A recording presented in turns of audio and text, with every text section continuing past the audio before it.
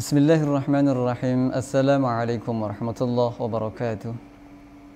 Innal hamdalillah nahmaduhu wa nasta'inuhu wa nastaghfiruh wa na'udzu billahi min shururi anfusina wa min sayyiati a'malina may yahdihillahu fala mudilla lahu wa may yudlil fala hadiya lahu.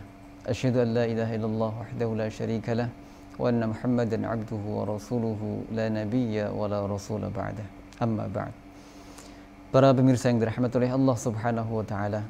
Alhamdulillahirabbil alamin. Puji syukur kehadirat Allah Subhanahu wa taala.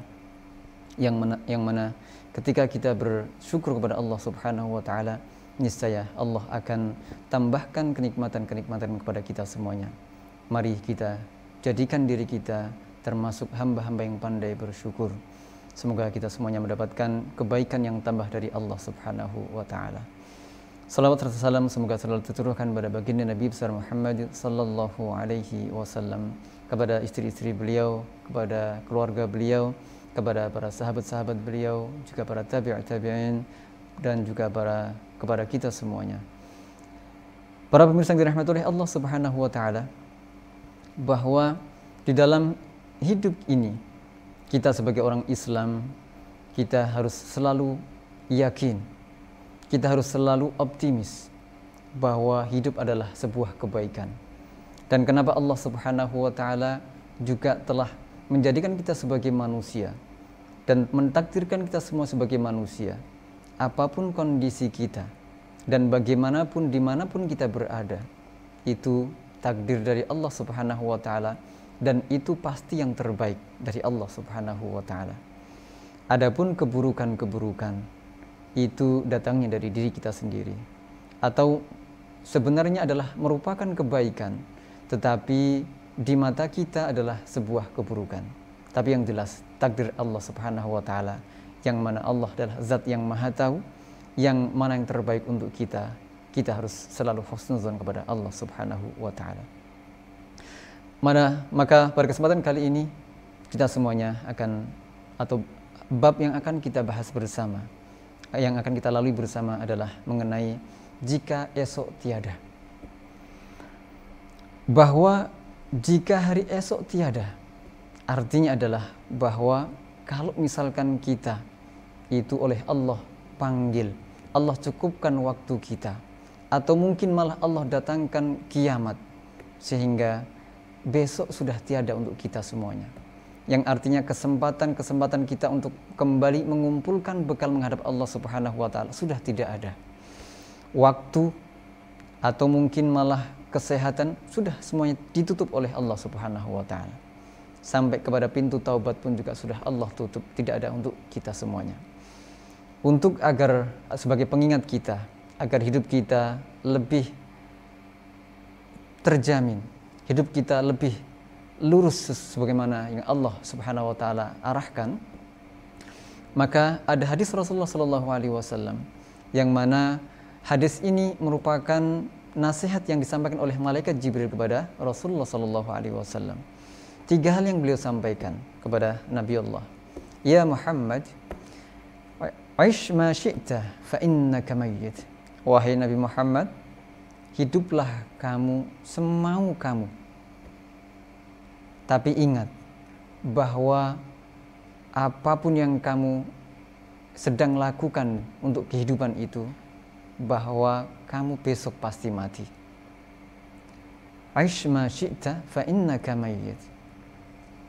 Yang pertama kali diingatkan oleh malaikat Jibril kepada Nabi Muhammad dan juga untuk kita semuanya adalah tentang kematian.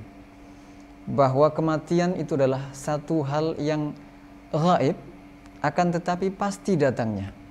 Tidak mungkin kita tidak mati. Bahwa semua atau segala sesuatu yang baru, yang terlahir atau dilahirkan, itu pasti akan mati. Kullu nafsin dha'iqatul maut.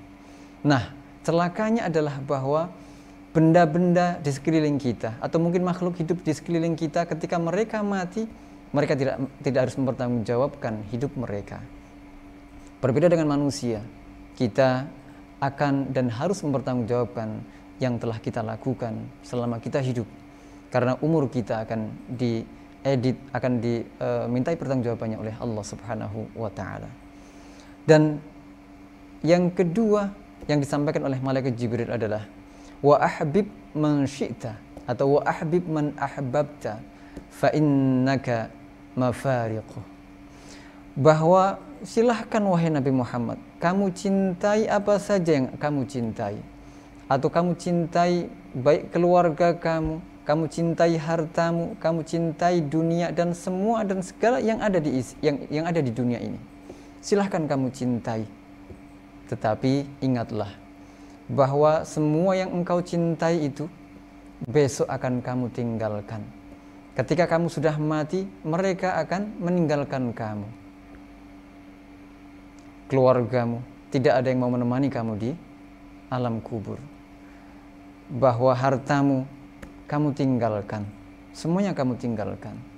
Silahkan kamu cintai, tetapi ingatlah bahwa yang kamu cintai itu semuanya akan meninggalkanmu. Maka jangan sampai kita mencintai sesuatu yang sifatnya adalah tidak kekal. Maka inti dari pesan ini adalah agar kita mencintai Allah Subhanahu wa ta'ala. Allah adalah zat yang memiliki cinta. Allah adalah zat yang menciptakan cinta itu sendiri. Dan cinta Allah Subhanahu wa ta'ala itulah yang kekal yang bisa kita nikmati. Hiduplah sebagaimana Allah perintahkan, hiduplah sebagaimana yang Allah ridhoi, karena kita besok pasti akan mati. Dan cintailah sesuatu yang ada di dunia ini sebagaimana yang Allah perintahkan, yang Allah ridhoi, sehingga yang kita cintai ini bisa membersamai kita nanti di surganya Allah Subhanahu wa ta'ala. Kita mencintai dunia diperbolehkan, kita mencintai harta kita diperbolehkan, tetapi ingatlah bahwa harta yang disedekahkan di jalan Allah Subhanahu wa ta'ala itu adalah yang akan kekal, yang bisa menemani kita semuanya. Dan yang ketiga, nasihat yang disampaikan oleh malaikat Jibril kepada Rasulullah sallallahu alaihi wasallam adalah wa'mal ma syi'ta fa innaka majziyun bih. Dan lakukan apa saja wahai Nabi Muhammad yang ingin kamu lakukan, tetapi ingatlah bahwa sekecil apapun yang kamu lakukan, kalau itu berupa kebaikan, Allah akan berikan pahala kebaikan dan Allah akan lipat gandakan. Tetapi kalau yang kamu lakukan adalah keburukan, ingatlah bahwa siksa Allah Subhanahu wa ta'ala sudah menunggu kita semuanya. Itu adalah beberapa nasihat yang malaikat Jibril sampaikan kepada Rasulullah, dan itu diperuntukkan untuk kita semuanya. Jangan sampai kita hidup sebagaimana hidupnya hewan, atau malah kita lebih buruk daripada hewan. Dan kita diminta oleh Allah Subhanahu wa ta'ala untuk mencintai, diperintahkan untuk mencintai. Tetapi ingatlah, kita jadikan apa yang kita cintai itu diridhoi oleh Allah Subhanahu wa ta'ala, dan apa yang kita cintai bisa kita bawa menghadap Allah Subhanahu wa ta'ala. Dan mari kita juga cintai Allah Subhanahu wa ta'ala, zat yang maha cinta, zat yang menciptakan cinta itu sendiri. Dan yang berikutnya adalah mari kita selalu beramal baik, walaupun itu kecil. Bisa jadi yang kecil itu yang bisa memasukkan kita ke dalam surganya Allah Subhanahu wa ta'ala. Semoga bermanfaat. Jazakumullahu alaikum minkum. Wassalamualaikum warahmatullahi wabarakatuh.